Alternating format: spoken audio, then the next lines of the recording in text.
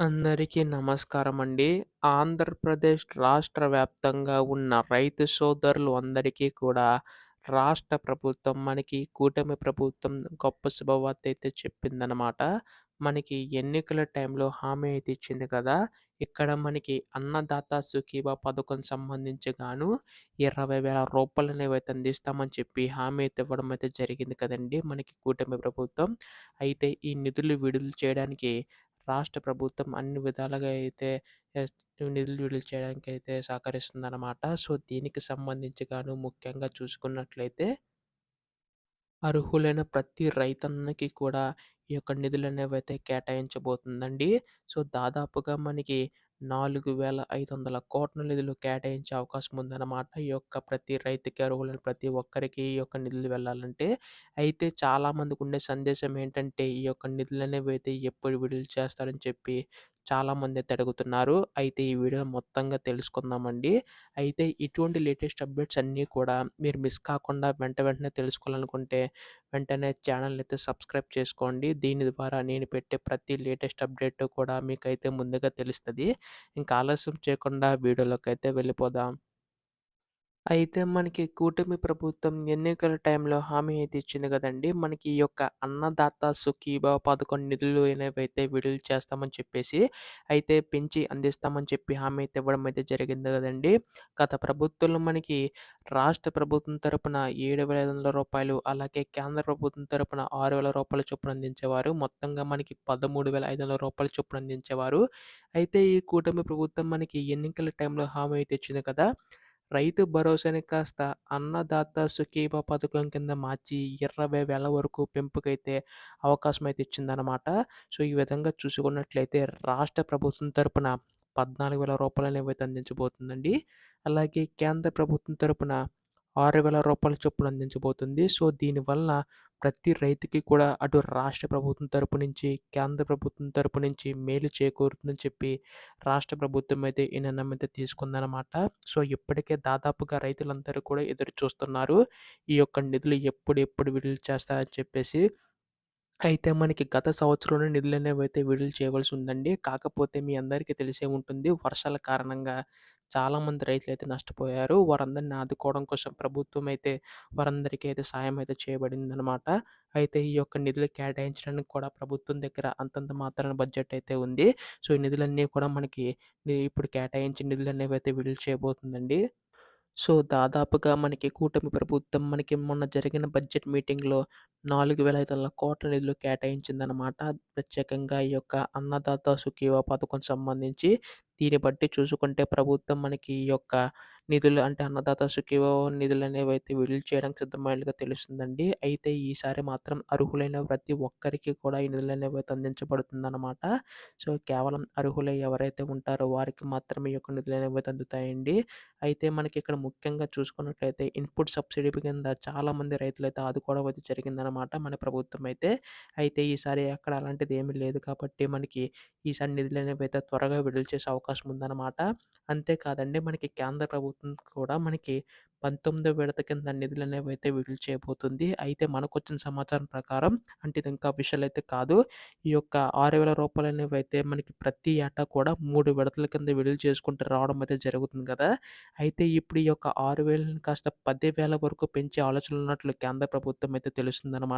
So, దీన్ని బట్టి చూసుకుంటే రైతులందరికీ కూడా ఒకేసారి కేంద్ర ప్రభుత్వం తరపు నుంచి, అలాగే రాష్ట్ర ప్రభుత్వం తరపు నుంచి మనకి మేలు చేకూరుతుందని 2 ప్రభుత్వాలు కూడా భావించి నిర్ణయం అయితే తీసుకుంటుందండి. అయితే మనకి ఈసారి మాత్రం 19వ విడత ఎప్పుడైతే విడుదల చేస్తారో, అప్పుడే మనకి ఈ యొక్క అన్నదాత సుఖీభవ పథకం సంబంధించి ఇల్లు కూడా విడుదల చేయబోతుంది.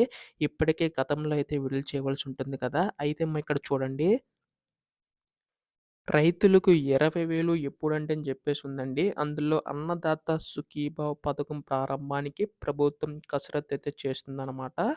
రైతులకు ఏడాదికి 20,000 చొప్పున సాయం చేసే ఈ పథకాన్ని పీఎం కిసాన్ నిధులు ఎప్పుడు విడుదల చేస్తే అప్పుడు అమలు చేయాలని నిర్ణయించిందనమాట. పీఎం కిసాన్‌ను 6,000 నుంచి కేంద్రం 10,000 వరకు పెంచనుందని చెప్పి, దానికి రాష్ట్ర ప్రభుత్వం 10,000 కలిపి మొత్తంగా 20,000 అందిస్తామని చెప్పి తెలపడం అయితే జరిగిందండి.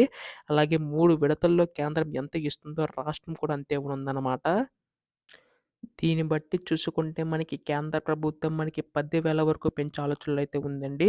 అయితే అలా గనక జరిగితే మనకి కేంద్ర ప్రభుత్వం తరపున 10,000 అలాగే రాష్ట్ర ప్రభుత్వం తరపున 10,000 ఒకేసారి రూ. 20,000 అనేవైతే రైతులకి పెద్ద మొత్తంలో అందుతాయి. పెట్టుబడి సాయం కింద మనకు ఉపయోగపడుతుందని చెప్పేసి రాష్ట్ర ప్రభుత్వం భావించి నిర్ణయం అయితే తీసుకుంటుందనమాట.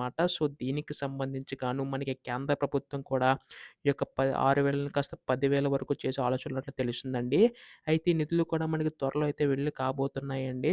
అంతే కాదండి మనకి ఈసారి మాత్రం మీకు ఇందాక చెప్పినట్టు అర్హులైన ప్రతి ఒక్కరికి కూడా ఈ యొక్క నిధులనేవైతే అందుతాయన్నమాట. సో, కేవలం అర్హులైన వారికి మాత్రమే అండి. చాలామంది అనర్హులైతే ఉన్నారని ప్రభుత్వం భావించి ఈ నిర్ణయం అయితే తీసుకుందన్నమాట.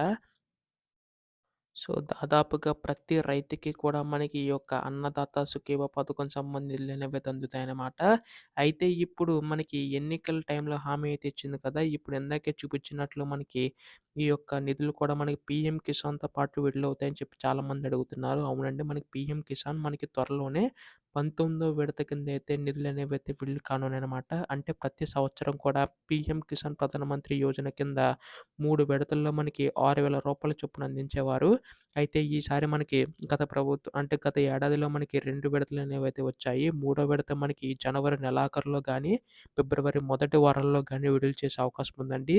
ఆ రోజునే మనకి ఈ యొక్క అన్నదాత సుఖీభవ పథకం సంబంధించిన నిధులు కూడా అయితే విడుదల కానున్నాయన్నమాట. దీన్ని బట్టి చూసుకుంటే మనకి ఈ యొక్క జనవరి నెలలో రైతులందరికీ ఉపయోగపడేలాగా రాష్ట్ర ప్రభుత్వం తరపు నుంచి, అలాగే కేంద్ర ప్రభుత్వం తరపున సంబంధించి పెట్టుబడి సాయం కింద మనకి రైతులందరికీ కూడా ప్రభుత్వం అయితే సహాయం అయితే చేయబడుతుందండి.